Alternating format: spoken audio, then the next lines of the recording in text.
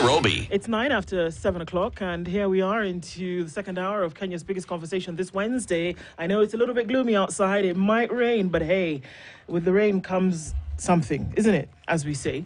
You can figure out what that something is. We're getting into it this morning to CT and Mark Bichachi with you this morning. And as we get into this conversation this hour, we will be talking about, connections with other nations and what Kenya is doing to ensure that the economic situation improves, gets better, is on top of all of that. And in order to have that conversation today, we are joined by, or rather, the Principal Secretary in the Department of Trade in the Ministry of Industry, Trade and Investment. Alfred Ombudo. Ombudo is here with us this morning. Good morning. Good morning, and how are you today? Very well, thank you. Yes, it's Yourself? a pleasure being back here. Yes. I think I was here about a year ago. Yes, you were. Yes. And things have happened since then.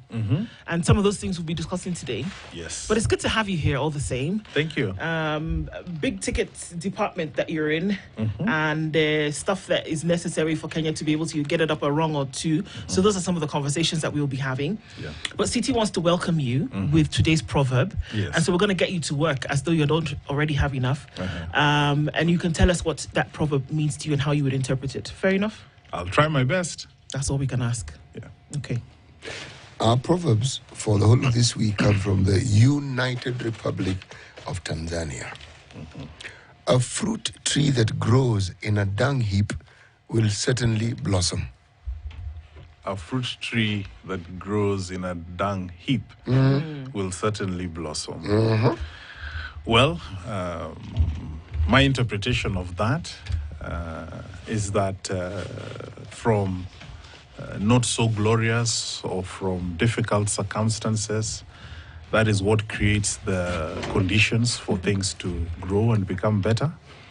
And from the most unlikely of things, excellence, beauty, and nourishment does arise. So we should always have an open mind and always do the hard work and the inglorious part of work that brings glory to the end.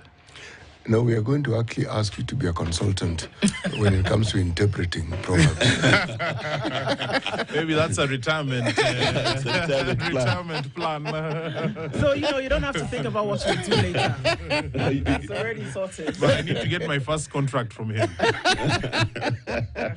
You need to As a proof of concept. Right. Are you alluding to a certain list that was unleashed by the Public Service Commission? No, I'm not alluding. By any chance? Well, something needs to be signed. Yes. But stuff has already been signed, from what we understand. And we're looking at a strategic agreement that has been made between Kenya and the United Arab Emirates. And what then that portends for the country. We know, just taking off the conversation that we had with you a year ago, is that there were certain plans that were already in place and that there were, the wheels had started turning in terms of what could be done to ensure that Kenya and its trade partners around the world take things a notch higher, whereby you're able to ensure that there's a free flow of, number one, information, communication, and then also this trade that we're talking about. But here we are then with the UAE Comprehensive Economic Partnership Agreement. Can we start really from the beginning and say, very simply, what is that? Thanks for that. The Kenya United Arab Emirates Economic Partnership Agreement is a comprehensive agreement between the two countries that is expected to increase trade, make it easier for us to trade goods, increase the level of trade in services as well between the two countries, enhance our ability to cooperate on various economic sectors. But most importantly, it is a signal to the world that these are two countries that have come of age and that are both the gateway into their respective continents. and that we see lots of opportunities for that agreement to bring more trade, more investment. At the core of it is that we now have a common understanding on trade procedures, on how to trade livestock, animals, plants, vegetables. We have a common understanding on issues that are extremely important for investment, such as intellectual property and all of those other areas. So that is what the agreement is all about. We are going to take it to Parliament for ratification, just like they will, and then we do hope that trade will increase. Okay. There's a phrase that you've used here, it says common understanding. So essentially, so Kenya understands that this can happen. The UAE understands that this can happen. And that is, so everybody knows that, okay, we can actually do this. There can be free flow of information and communication. You can actually improve and increase trade. You know, we see Kenya and the UAE see each other, essentially. But what is the trigger? What turns the key that these things actually happen? We can have a common understanding, but it just sits there as an understanding. Exactly. So I maybe let me start off from here. The UAE is Kenya's sixth largest export destination. We send a lot of our tea there. We send a lot of fruits, vegetables, and flowers there. And it's one of the largest sources of our meat exports. Actually, if I just zero in on that, we're exporting about $74 million worth of meat there. And this has increased tenfold over the last 10 years. We are exporting flowers there, about $30 million worth of flowers, about $10 million worth of vegetables, and so on and so forth. The UAE is also a big source of our imports. We are basically getting close to about $2 billion worth of oil products and a lot of hydrocarbon derivatives from that. And of course, a few manufactured goods and so on and so forth. So it is an extremely important player for our export performance. And therefore, why do we need an agreement if then the figures are already showing that it's an important country already? We want to triple our meat exports into the UAE. We want to triple our horticulture exports. We want to have more of our professionals get work opportunities and get subcontracting opportunities in the Middle East, which is a very strong area that's growing in certain sectors such as artificial intelligence, ICT, building and construction, and several professional services. This agreement lays down a framework that creates access to Kenyan professionals in agreed areas into those sectors so that then they'll be able to have so-called national treatment and ease of entry when it comes to exercising opportunities in that market. When it comes to things like the meat sector, we have now agreed that what are the rules in as far as animal health is concerned? How do we deal with issues whereby disease outbreaks occur, where previously you could have a total ban on exports to certain countries? And we have agreed on how other goods and commodities will be treated when it comes to customs, when it comes to trade measures, and so on and so forth. So this agreement creates predictability, but it also creates a dispute resolution system, which allows Kenya and the UAE to identify problems when they arise in as far as exporting all of these issues are concerned, and then gives us a basis to solve them quickly. Another thing that's extremely important about an agreement like this is that it signals to investors that Kenya is the gateway to Africa and that Kenya is ready to receive sovereign funds to invest in this country, also from the Middle East, and also what I would call near sovereign funds. So the investment community in the Middle East gets, should I say, indications as to where the investments will be safe, where intellectual property will be respected, where an investment mechanism has been agreed upon, how digital trade rules and data protection and all of those things will be done. So it basically sends a very comforting signal to investors to come in and invest as well. And that's why the agreement is important, because then it basically creates a transparent environment whereby we stimulate trade and investment. You know, first to state my history, what he's saying is true. And I can tell you it's true because I worked for a long time for the Kenya Export Promotion and Branding Agency. And we had many discussions with the UAE, and that's exactly what they were asking for in terms of an agreement. I know they have a big desire for especially goat meat from Kenya. It's quite a big demand. Now, my question then arises: what institutions are being created beneath the actual agreement? And I'm basing this, for example, off of the American agreement, AGOA, which literally is running out this year. No, it is actually about to be September. over. In September we'll not have AGOA. But one of the things that kept bugging me is we had a brilliant agreement with the United States, but many of our business people were not interested or capable of delivering to the United States. So the critical question for me has always been that we make very good agreements, but then what are the structures that will bring, that Maasai herder with 200 goats in the middle of Oloitoktok to have the awareness and be able to be taken through a process where they meet the phytosanitary requirements, they meet the export quality requirements, and they're able actually to track these things. And I remember, just to give people an example, South Korea once, while I was still in office, asked for bananas from Kisii.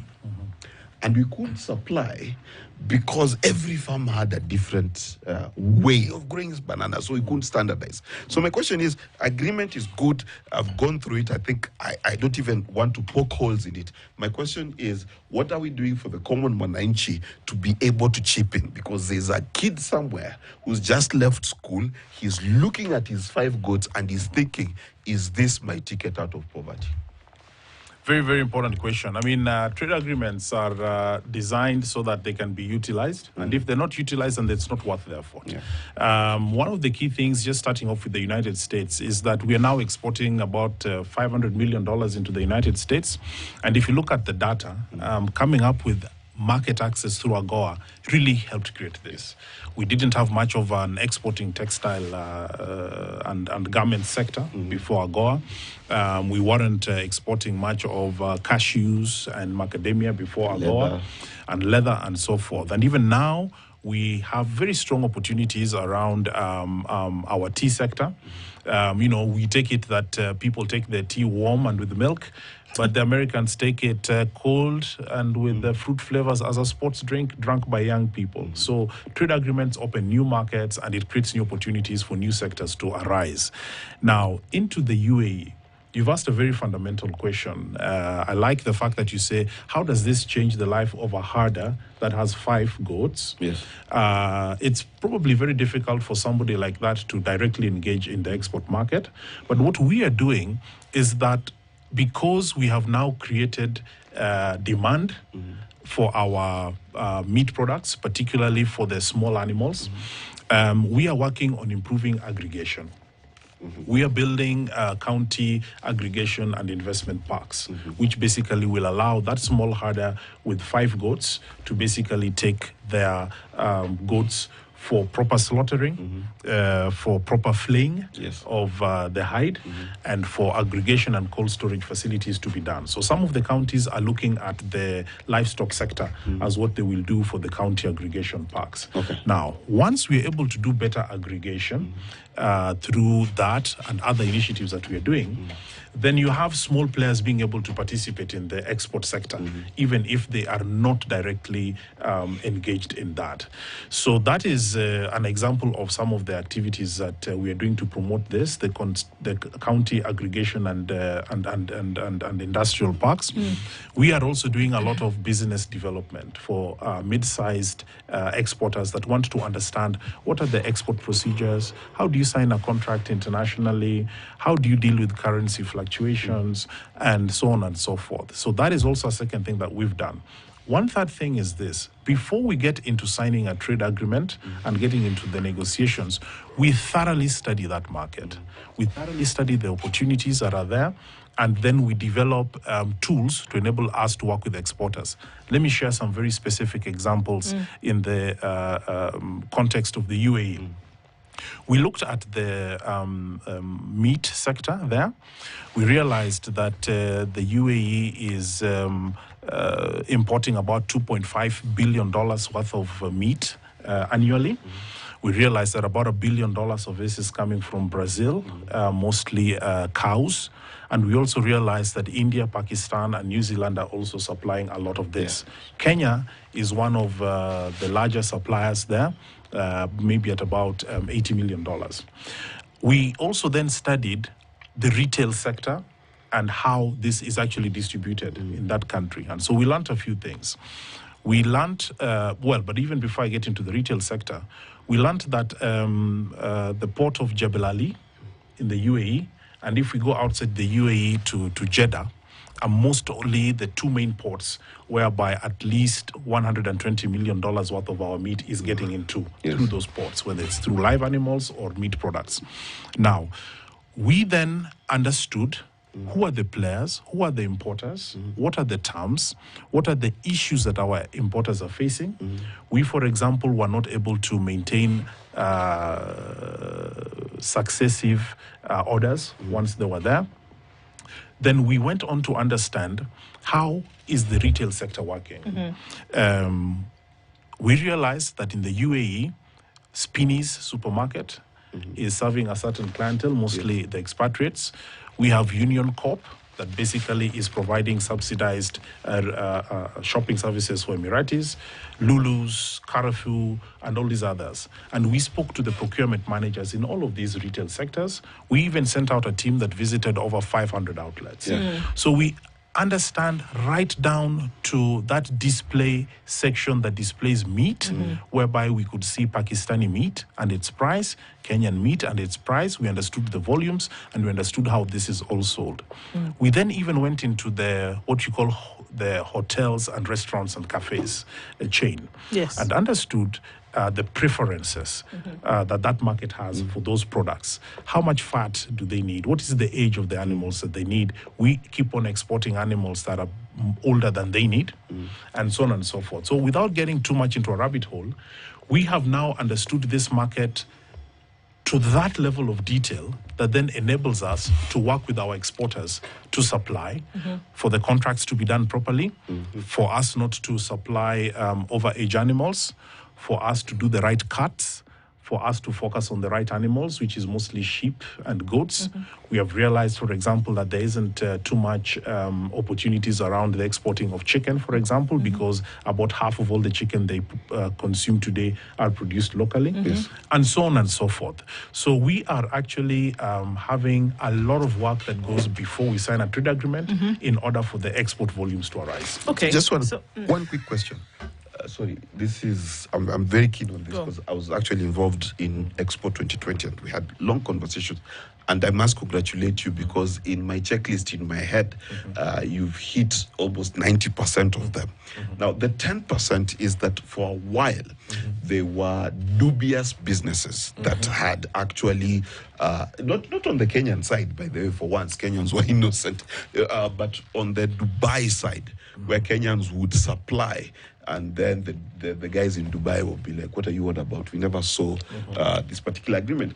So is there protections? And I know this is not necessarily in the trade agreement, but are there protections or rather a list of approved people that Kenyan businesses can supply to with the confidence that once it arrives, they are able to be paid? Because that was one of the biggest hindrances to that. Now, on the flip side, and this is just slightly off topic, there was a big question about what are the routes that Kenyans can use when they're repatriating their money to invest correctly in Kenya. How are their monies being protected? Many of them have sent money to their wives, their kindred, and found out ilikulwa. Yeah, so those are just my two questions. Okay, I think very important questions. And this goes into the core of many of the problems that sometimes our exporters have faced exporting out there. And not just in one economy, but, we have, for example, had issues with payments whenever we have taken our tea to certain markets. And these problems arise out of mostly two things. The first thing is that sometimes when you are taking products like tea to countries that have currency conversion issues, then the availability of dollars becomes quite limited, and therefore payments are either delayed or sometimes not done. Secondly, is that unscrupulous buyers exist, and that is what you've alluded to. And how do you defend yourself from an unscrupulous buyer? One is that through a trade agreement, we have immediate and guaranteed access for dispute resolution. And that basically allows us to identify and solve problems faster than countries that may not have this kind of relationship. Two is that we are, on the back of this agreement and on the back of the research that we have done, going to do a lot of training to exporters. Actually, with the State Department for Livestock Development, we are in the final stages of putting together a livestock development program. We will look at things like, how do you do a contract internationally? What are the ways in which you should ensure and guarantee? Who are some of the trusted buyers that basically we've been able to see? We would not vet a buyer because a buyer and a seller is a private relationship, but we could have information based on prior record on who some of the trusted buyers are. The other thing then that we also need to do is to improve on our volumes and how we organize our exports in such a way that then we are going to connect to more serious buyers who want higher volumes and higher qualities and have a better reputation. And consistency. And these are the kind of things that arise when you have an agreement like the SEPA. The third thing that arises that also helps with our export performance is investment. Trade is about investment. Most traders start off by trading, and as you get to know your customers, you get to know your buyers, you end up investing. So we believe that Kenya is now in a position to attract investment into ranching, into large-scale land ranching, and also to partner with players that have experience in this. That's why Brazil is exporting $1.1 billion worth of beef into the UAE alone. That's why countries like Uruguay are doing that. And I think it's time then that as we support the pastoralist sort of smallholder export market, that remains extremely important because of livelihoods.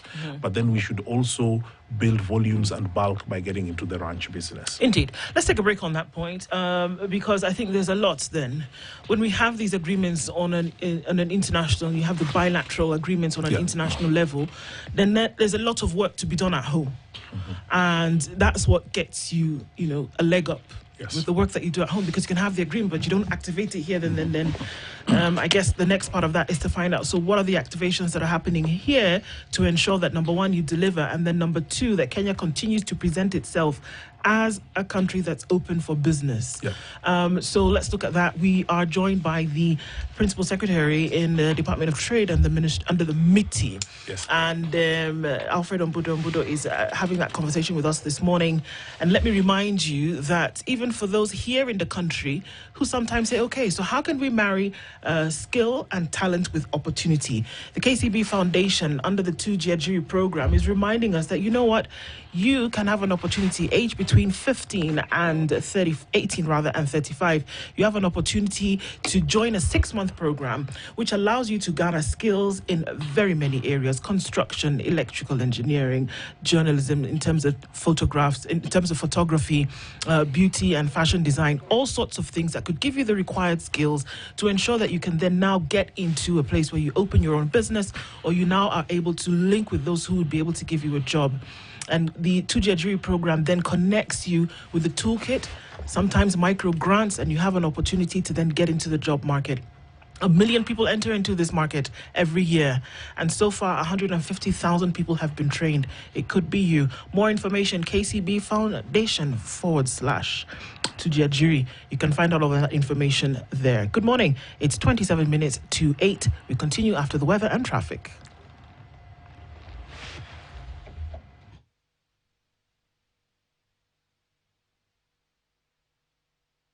This is the Situation Room, the only way to start your day. The weather with Spice Conditions in Nairobi at 15, and it's 15 and raining in Nakuru, and cloudy at 15, leading to rain in Nyeri. 15 and cloudy in Eldoret, and Mombasa is sunny at 24, with sunny conditions at 25 in Malindi.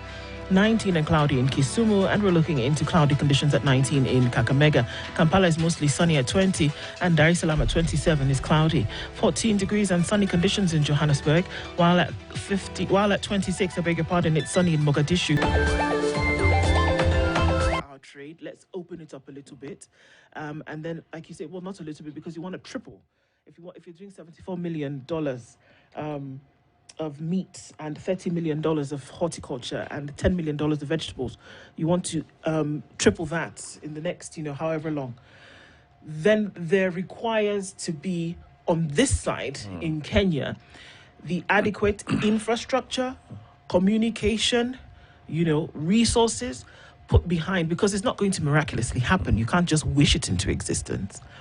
So one would then say, at the time when these agreements are being made, is there then also enhancement at home to ensure that you can actually have these numbers to fit with the agreement?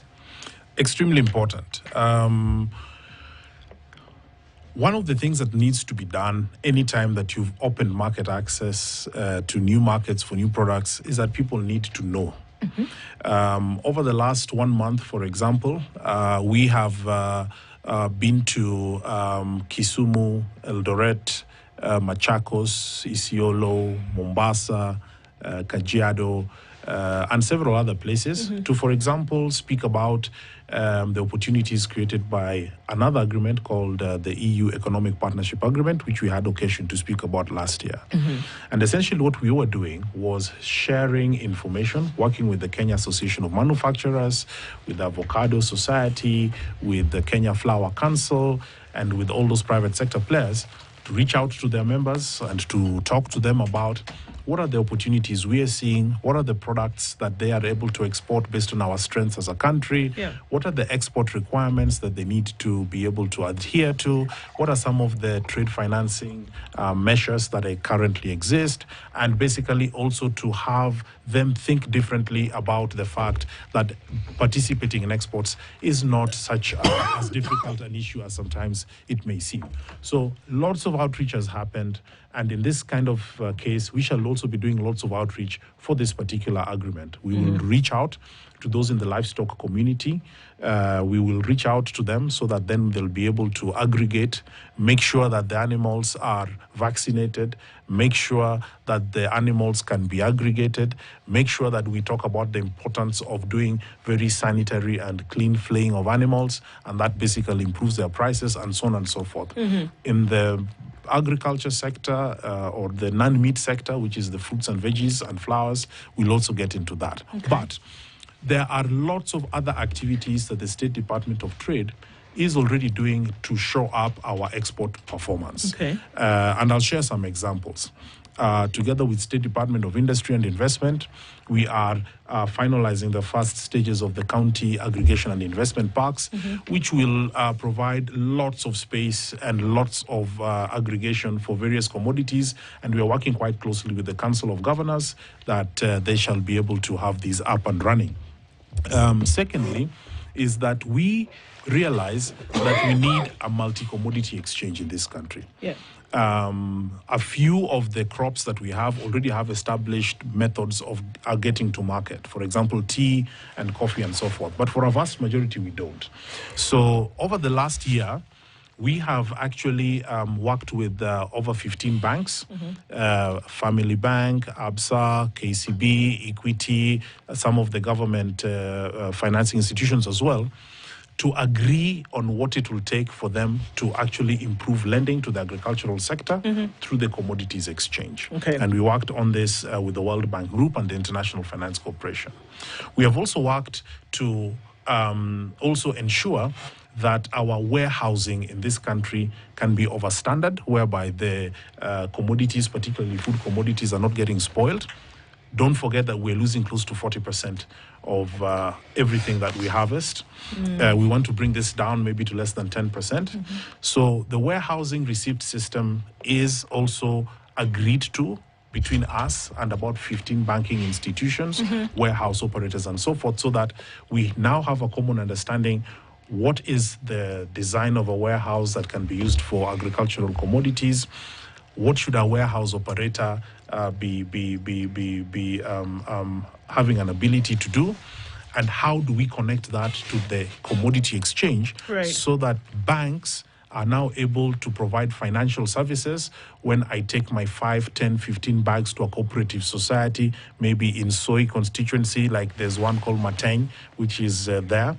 And once then you're able to have your goods there, banks can now also provide some financial services for you to take kids to school and for you to get the next inputs that you need for plowing and that kind of stuff. Yeah. Now, a country's ability to aggregate at that scale is extremely important for export performance.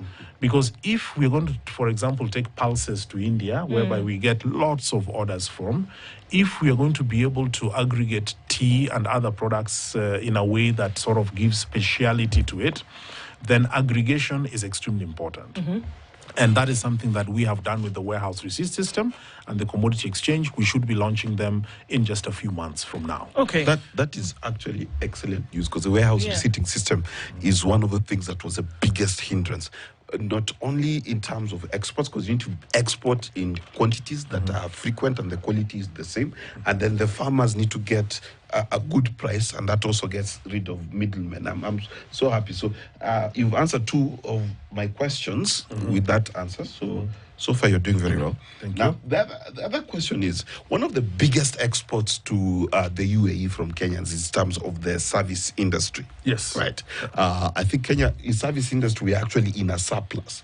Yes. That we actually export more services than we import services. So, Heko Kenya. Now, my question is, there is... of course, there's been talk about getting jobs in the UAE and things like that.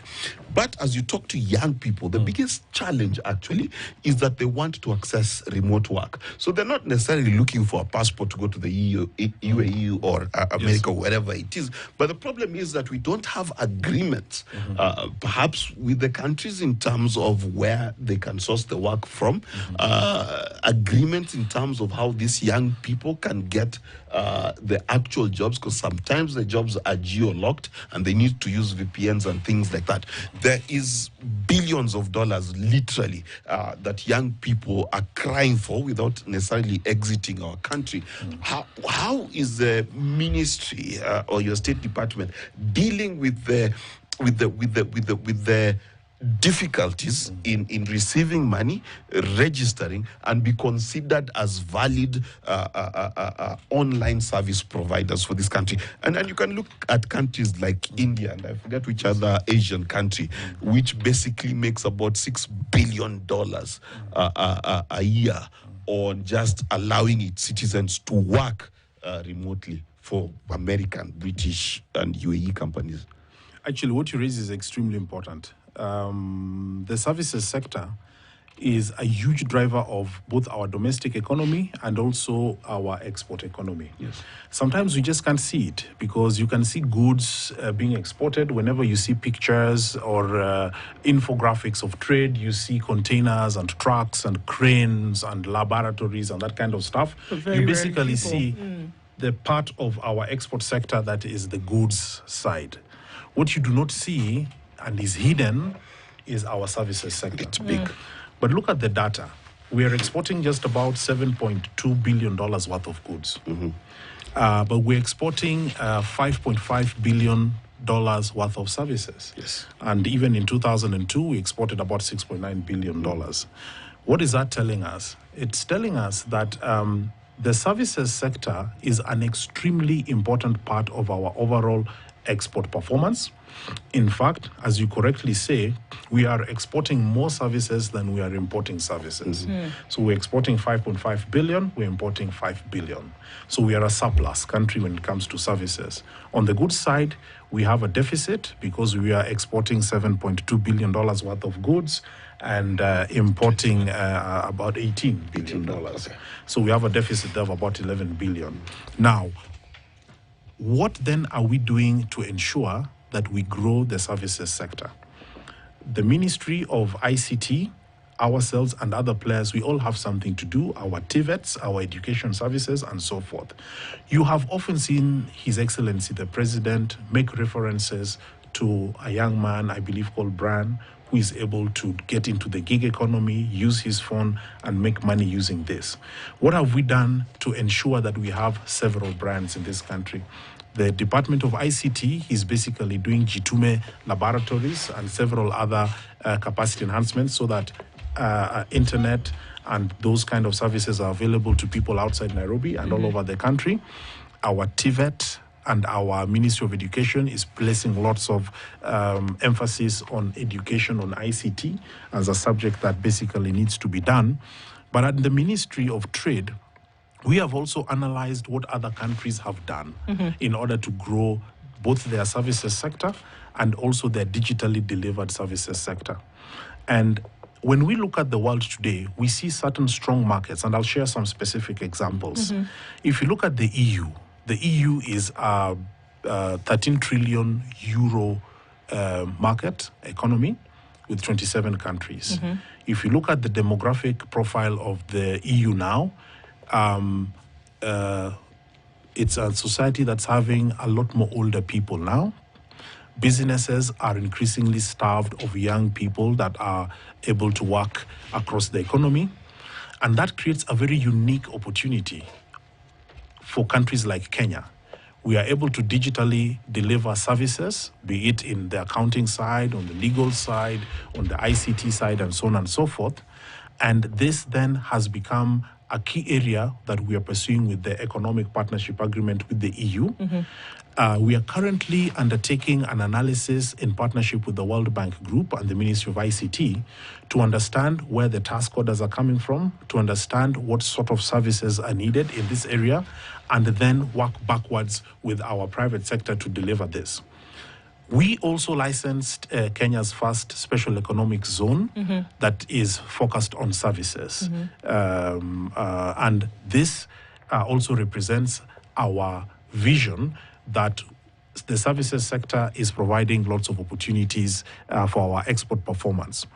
Thirdly, is that when you look at our quality of our data and ICT sector in terms of things that big companies care about, such as data adequacy, laws, whether, for example, data protection rights are being done properly, and so on and so forth, you will see that, for example, we have negotiated and secured common data adequacy rights with the EU, which basically means that data stored here and data processed here is assumed to have the same legal quality and protections as those in the European Union, which is a $13 trillion economy. Right. And so on and so forth. But if I may basically just touch on one other thing in the services sector, we realize that there are certain subsectors within services that are driving our export performance. All right. This is transport and freight services. This is travel, which includes business travel and tourism. But a key one is financial services, insurance, and all those areas to do with that sector. So when you see the likes of Equity Bank and KCB Bank going out into the region and basically offering services in places like the DRC, this represents a very strong part of where we expect our services export growth to come from, and we shall be working quite closely with those sectors to ensure that they're able to grow. Okay. In fact, my thinking is that in less than another 5, 6, 7 years, we may actually be exporting more services than we're exporting goods. So then, when you look at that, because I think it's possible to have a marriage of the two. If we look at the countries on the planet, on the globe today, who have reached some level of economic independence, we see that actually none of them have gone this way without enhancing their manufacturing sector and their investment and trade. That they've become mechanized, that they have become automatic in nature with what they do and how they produce. And so we've seen this on a global scale. That's just how they sell, that's how they trade. And in order for us to do business with them optimally, then we also have to be kind of on the same page. That mechanization has to take, center stage. That manufacturing has to be top notch. It's difficult to compete with somebody who has trained and achieved, that status if you're just, still in the baby pool, essentially. So then the question is, what are the plans for that? But as you say this, there are some countries who may be mechanized but do not export on that global scale. I'll take Hungary, for example. Hungary exports more than anything else. It's education. It's education and it's science, it's technology, and it's putting that out on a global scale. So the agreement for them is to realize, well, this is one thing that we do and that we do well and that the world needs. It's not a secret that Kenya, with its services, because speaking of, the command of the language, number one, number two, how it's been able to work in different markets. If we look at the Gulf, if we look at, certain countries in Europe, is it maybe a way to make a shift and say this should be something that we could focus on instead of trying to compete on the mechanization scale where we're clearly behind? Well, very interesting insights from you, and thanks for that. Look, I think I agree with you on one side is that we have to do more than one thing at the same time. We have to keep on manufacturing and exporting based on our core strengths. A lot of this is still at the commodities level. We export a lot of raw commodities, but manufacturing has also been taking root. If you look at our export performance within the EAC and COMESA, we are taking sweets to Malawi. We are taking school socks to DRC. We are taking cement to South Sudan. So we are actually manufacturing. One of the key concerns that has been affecting manufacturing is the cost of electricity. And that has modified our value proposition vis-a-vis a few of our neighbors, for example. And let's not forget, over time, people learn how to make things. So the things that Kenya, for example, was undisputedly manufacturing in the 70s and 80s and 90s, over time you can expect that our neighbors should gain ability to produce some of these things. The quality of machines that are able to do manufacturing, you press one button here, pour a bucket full of something on this side, and something else comes out on the other side. So what that means for us is this. Kenya needs to increasingly make things that are difficult to make. Absolutely. Or that only they can make. And only they can make, or very few people can make. And what does this mean? It basically means that we need to get more into automotive manufacturing, or make parts thereof that can get into global supply chains. It means that we should substitute the more than $500 million and $60 million worth of pharmaceuticals that we are importing from India and Switzerland, respectively. It means that we should basically get into the ICT sector in a large way for us to be able to host data centers that are basically mining information, whether it's for crypto or whether it is for other uses. We need to get into those sectors because we have educated people. We have a good environment to attract professionals, and we basically have what it takes to enter into these supply relationships. And this is where the trade agreements come in. I need to ask this. Sure, go ahead. Does the department that you belong to, yes, also focuses on trade in country? Yes, we do. Because everything we're saying here makes perfect sense, but every year when we have an increasing number of Kenyans who actually can't afford to eat.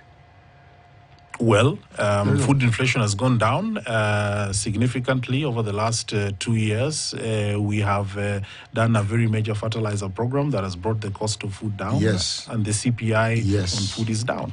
Yes. This actually isn't your department. Yes, everything you said is yes. But what I said was there are people who cannot afford. Not that the price of food has gone down. No. There are people who face starvation. Yes. And the number increases. My reference here is trade. Yes. And the capacity of the country and the counties to trade with each other. Yes. So that before we have these high-flung ideas of what we want to do with technology, we actually feed ourselves first. If we know the strength that each county has, Yes. and we perhaps give a little more attention to the trade, inter-county trade, so that Nyandara, instead of pouring its milk when there's an overflow of it, know directly where this thing can go. One, we take care of our people. But in the process, we also pilot as to how these newfangled ideas about technology and what have you, we get to do them in a space where we have benefited from them. So when we take them out, it becomes that much easier. I have a problem with focusing primarily. Again, this is not a problem that is directed at your ministry. This is a policy that we have with regards to how we manage our people.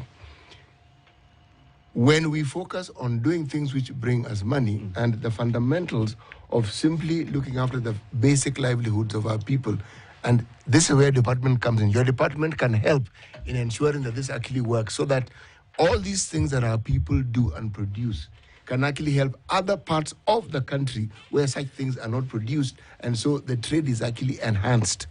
You know, CT, as you talk about Kenya, there is the Africa Free Trade Agreement, which was supposed to actually answer the question CT is asking, where trading between Kenya, Uganda, Tanzania, Ghana, whatever, was supposed to be easier.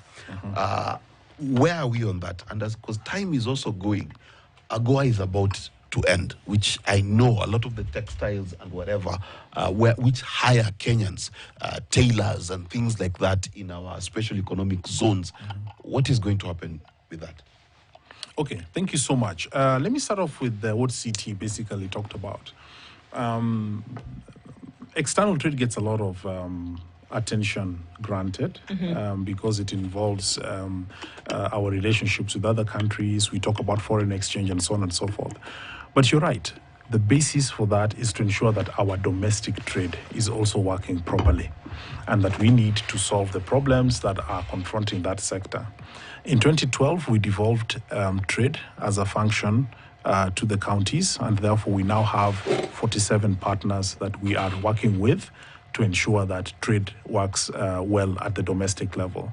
So issues like licensing, issues like markets development and so forth is a devolved function which the counties are responsible for, but which we work closely with them to ensure that it still happens.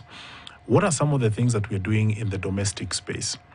In the domestic space, we are working with the Council of Governors and the counties and a number of players to ensure that we remove or we regulate cess between products that are moving from county to county. We've made some progress in terms of trying to agree on formulas around how those charges could be done. We are working, like I previously said, to ensure that aggregation can be done. And this is not just for exports, because if we are able to aggregate potatoes better in Nyandarua in a way whereby they have access to cold storage, someone in Kisumu or in Moyale then has better access to that and they can be consumed better. If in West Pokot, which is a big area for potatoes as well, they are able to have good county aggregation parks for that, then it means that companies like Tropical Heat and others that basically make potato crisps are going to be able to have a more predictable source of raw material. Right. And so we've done about 11 or I think 18 county aggregation parks in association with the county governors. And this is to support local trade as well. I'm sorry, Piers, but the thing is, we need you to come back because an hour is just not enough to go to. And as we start to have these conversations, realize that even at the local level, there's so much that needs to be done. Yes. And we need to see what government, is doing. And that conversation needs to happen with Kenyans as well. So this is an open invitation to come back and let's open this up a little bit more. Yes. And I'm assuming that your answer is yes. So we're going to go with that. Yes, we'll go with that. Yes. FCTA is an area whereby we're very keen to continue doing a lot of exporting. We're exporting about $3 billion there. And maybe that's where we could start off next time. All right. Because Uganda is our major trading The partner. Principal Secretary in the State Department of Trade has been our guest this hour, Alfred Ombudo. Thank you so much. Until we talk again. Thank you so much. Always a pleasure to be here. Asante. And see you next time. It's 8 a.m.